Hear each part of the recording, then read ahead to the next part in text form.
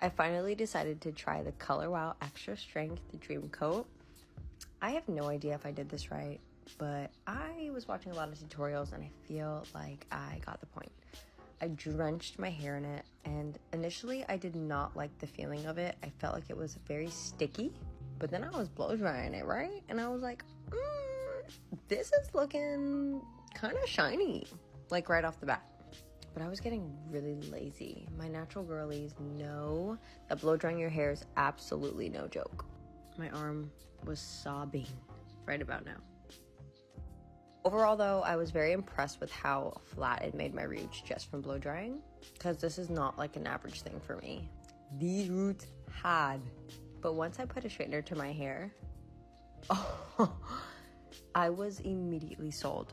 I don't know the difference between a silk press and getting your hair straightened. Is it the same thing? Somebody please let me know. But this was giving silk press. This is it, all done. It's giving length, and I loved it. But I woke up the next morning and decided to cut all my hair off.